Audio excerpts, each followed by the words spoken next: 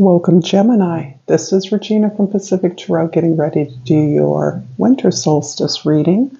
The winter solstice is on the 22nd of this month, December, for 2023. And it is, on one hand, the longest night of the year, but it symbolizes the return of the light.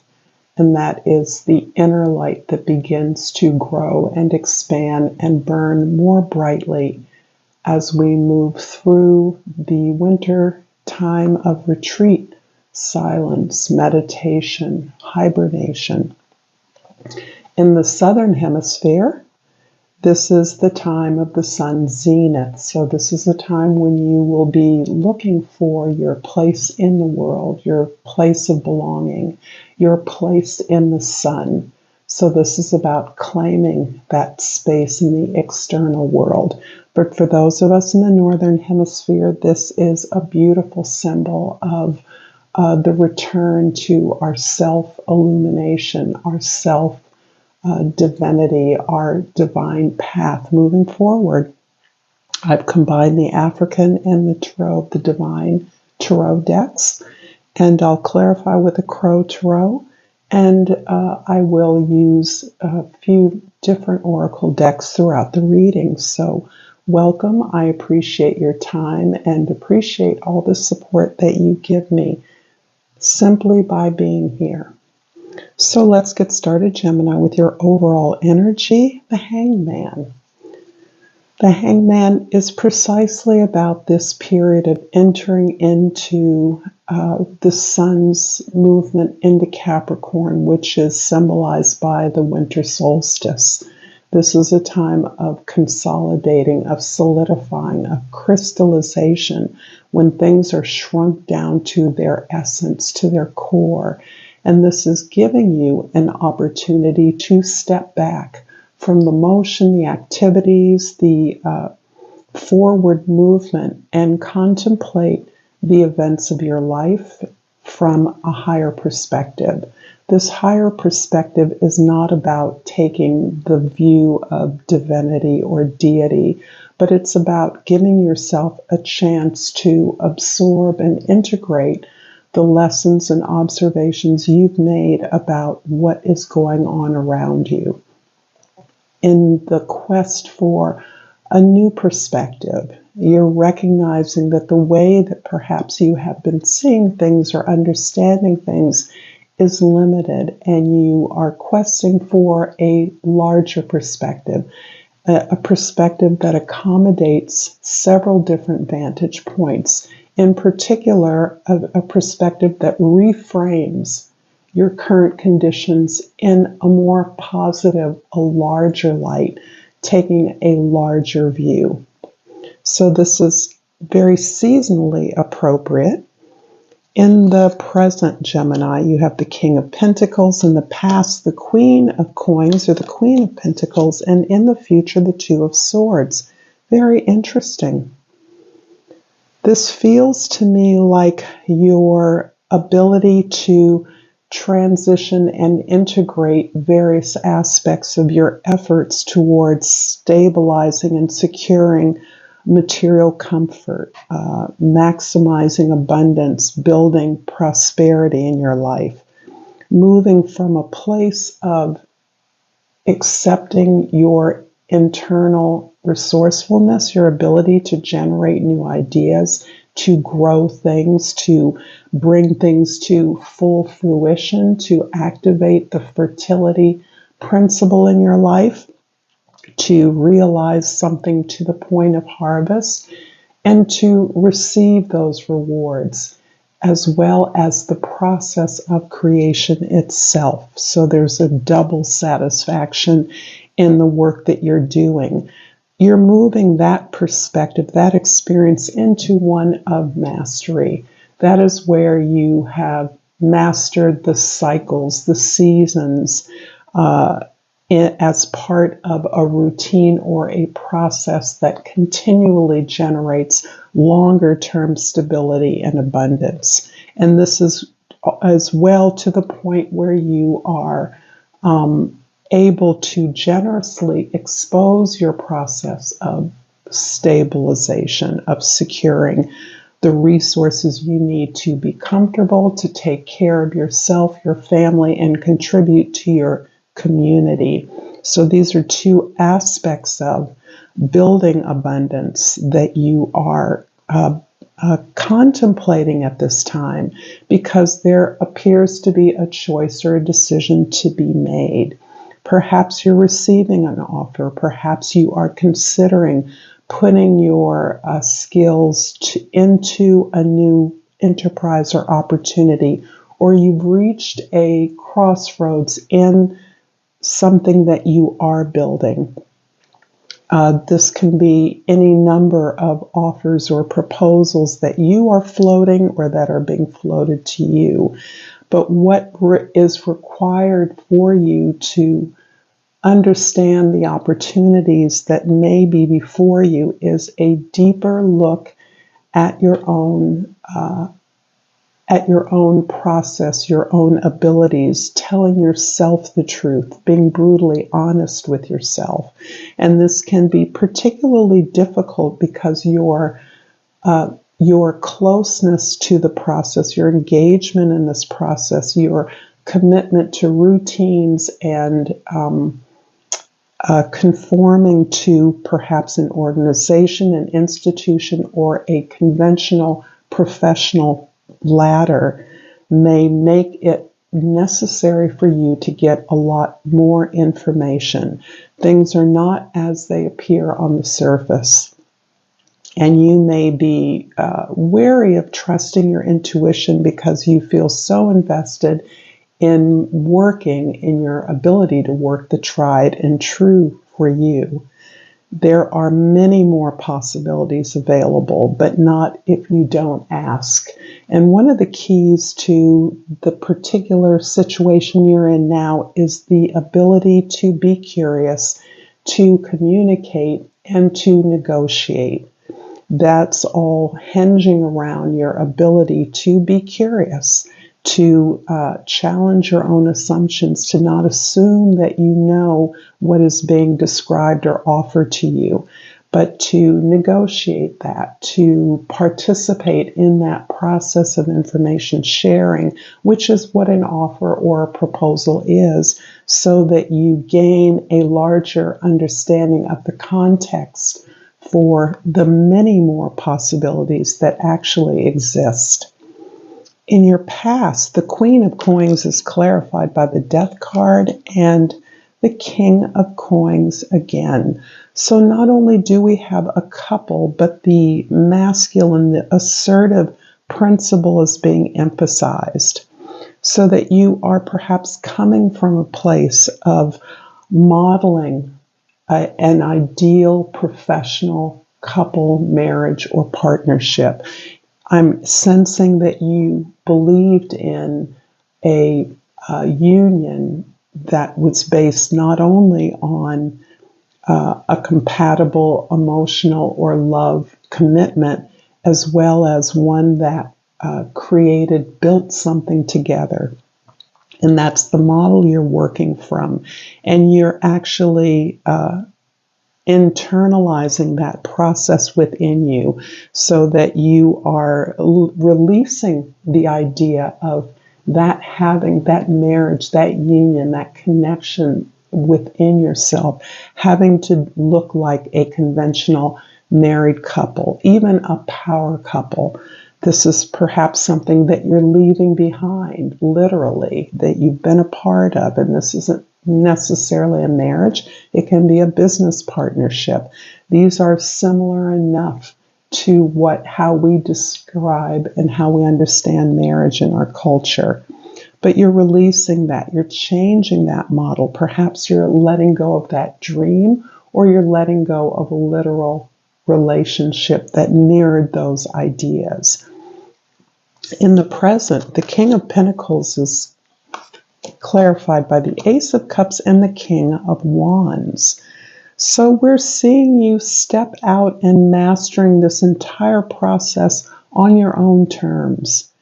You perhaps are considering a way in which you can take the fruits of this relationship, if this is one that is no longer existing, that you're separating from, or in which you're powering through in the present moment in a way that you're linking your mastery of material comfort, prosperity, abundance to this enthusiasm, this connection to your heart.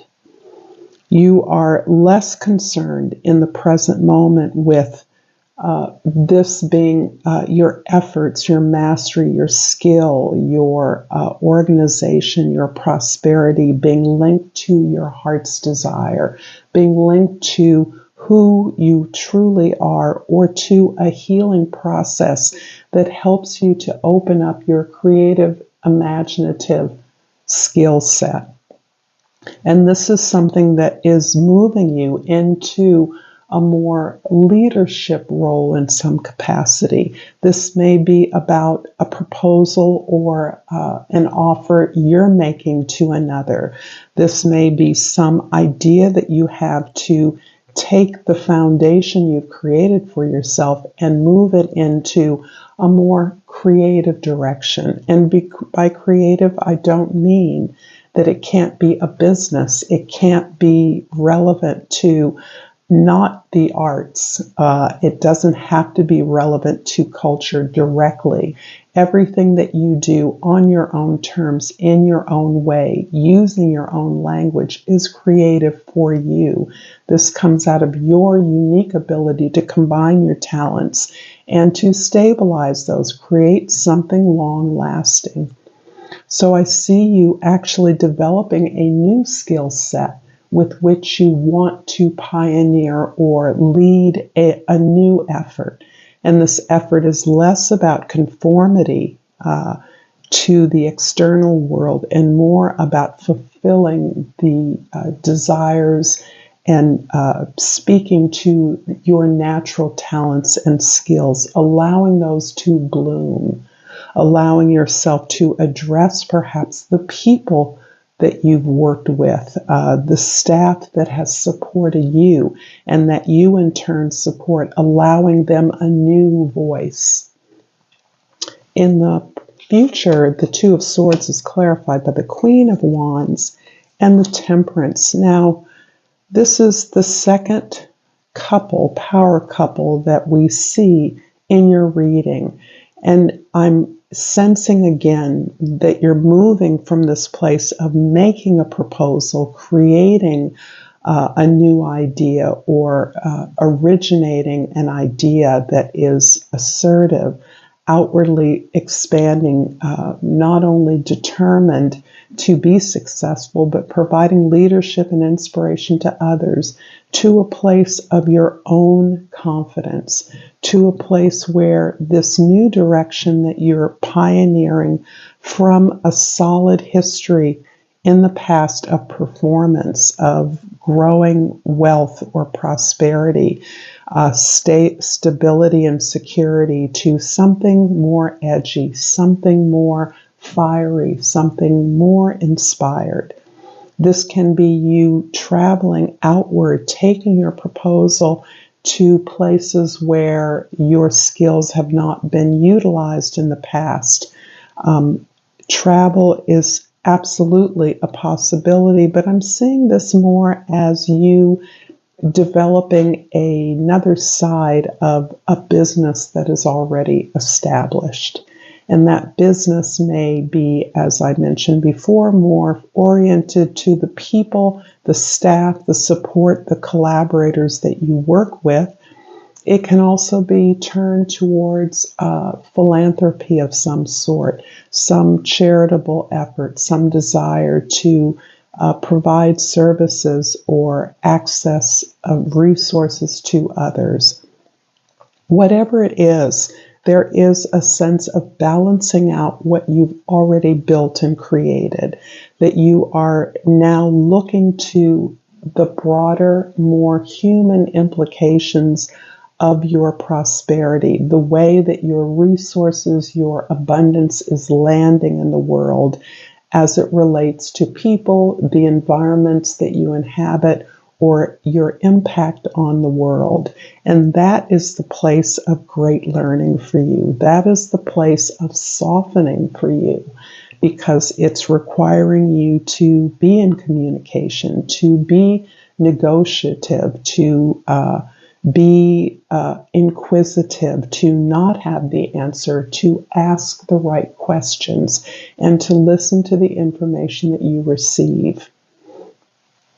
I'm going to clarify this deck with the Starry Beginnings card and ask you, Gemini, if you're resonating with this reading so far, to like this video, to share this with others who may find it useful, to comment below, and to subscribe to my channel, Pacific Tarot.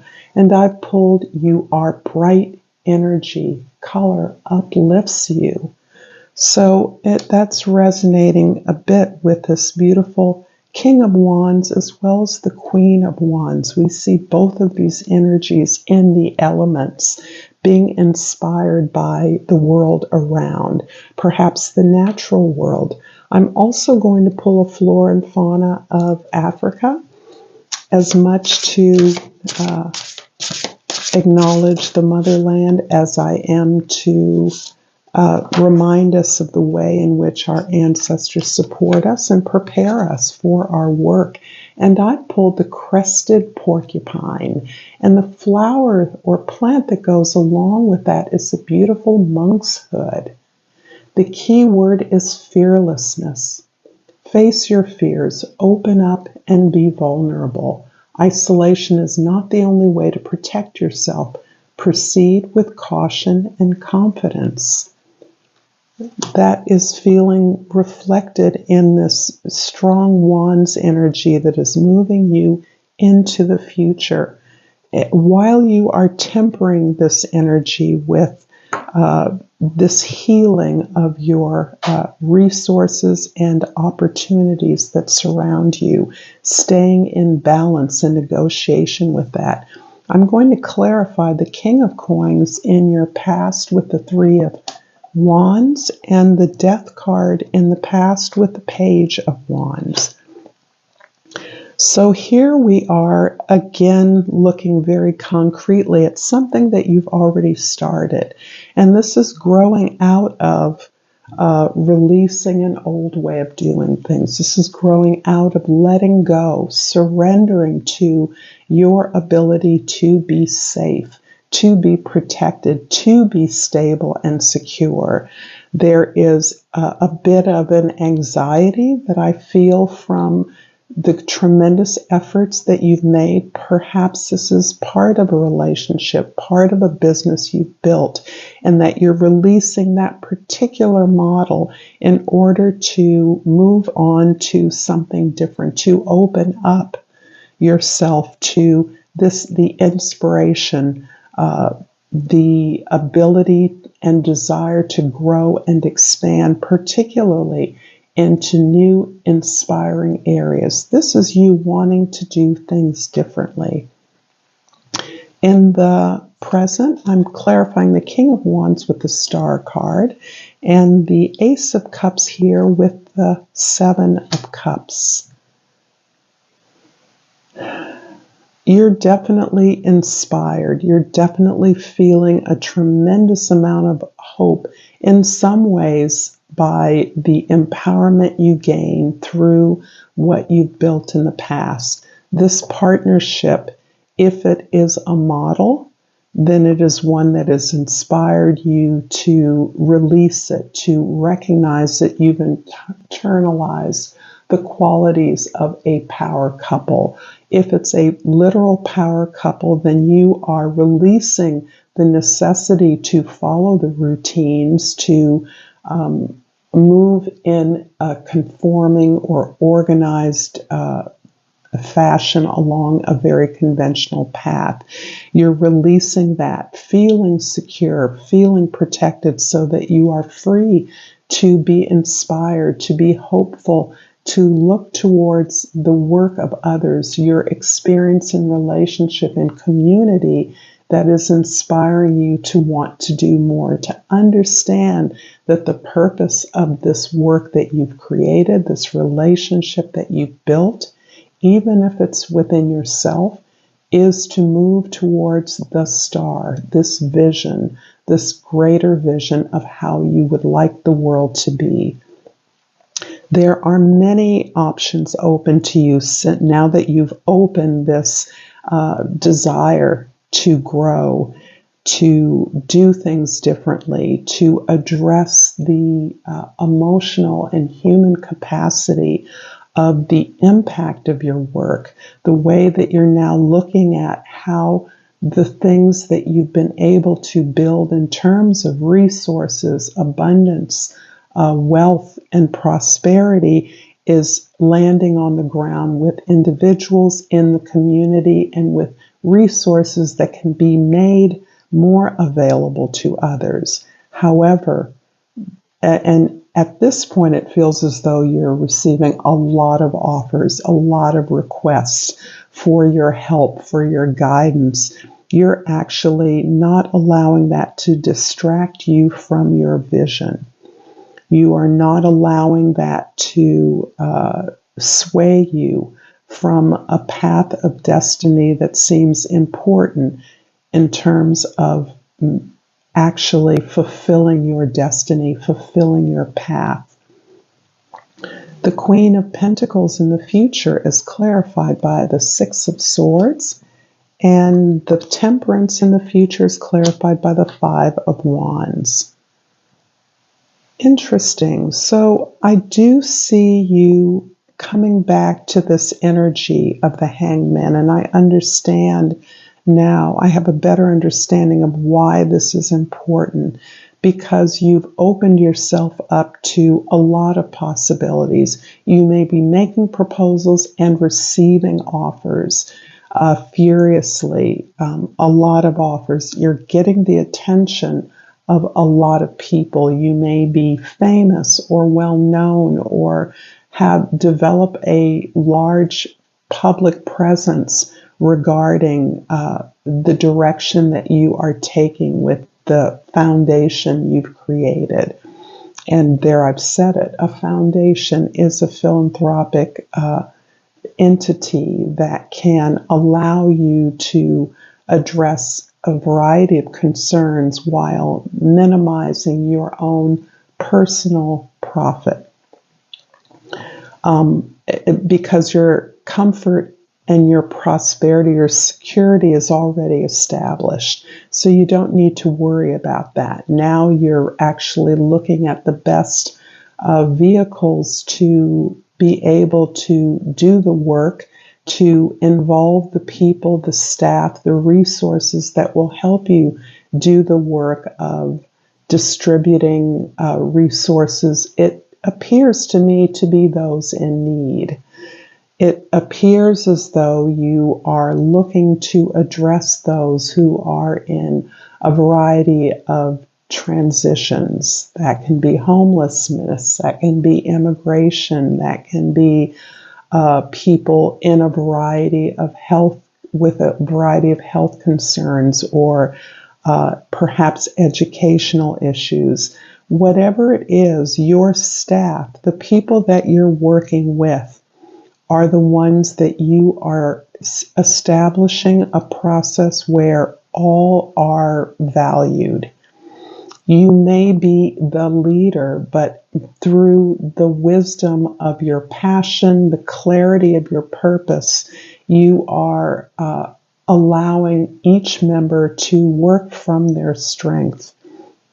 You're allowing each member to understand that they are equally important in the process. No one has the answer or more knowledge than another, but that the solution or the proposal, the way that you're going to work together to achieve this balance of resources and needs is by working together. So it's almost as though you're setting up a mini think tank or that supports a foundation.